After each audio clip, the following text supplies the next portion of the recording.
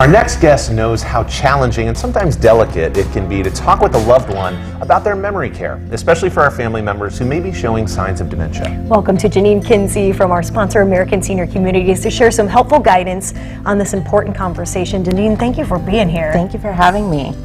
So, Janine, when a loved one has worsening memory care issues, communication can be difficult. What are some things to keep in mind to help someone communicate effectively with a loved one who may be showing signs of dementia or who may have it?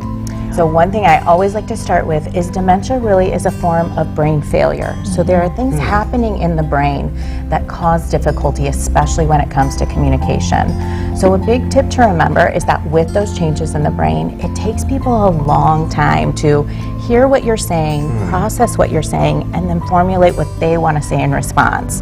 So keeping things very short is important. So if I want to ask you what you had for breakfast, I wouldn't be like, "Hi Ryan, what did you have for breakfast? Did you like it? Was it good? Did you get enough?" Because you can't process all that information. Information overload. Absolutely. Yeah. So I would just say, did you enjoy your breakfast? We might want to start there and then give plenty of time for the person to respond. So I've seen a lot of times when family members communicate, I call it like the quiz show. Oh. They just start going into question after question after question, and it's always well intended. They're trying to connect with their loved one, but the person, you can see it in their face, just cannot process what is being asked and certainly can't formulate that.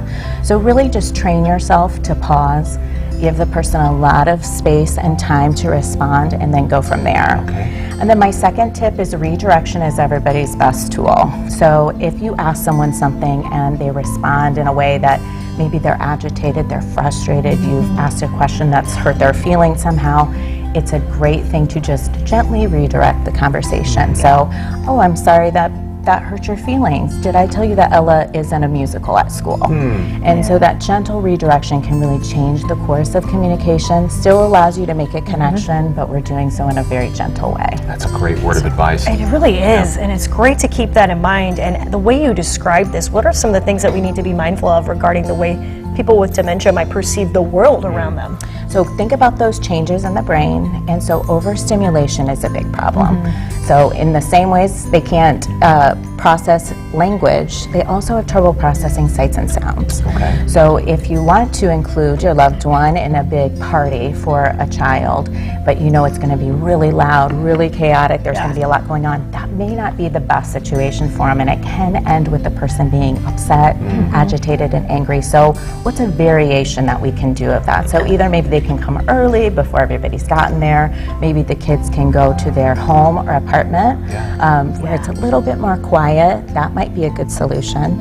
And then in a similar way, changes in routine can be difficult. Okay. So when you're making plans, to include your loved one, think about those bedtimes, the morning routine, when do they like to bathe, when are meal times, and try to keep those intact as much as possible. Routine helps. Yeah. Janine, ASC has an excellent memory care service within their community, so tell us more about what that offers your residents there.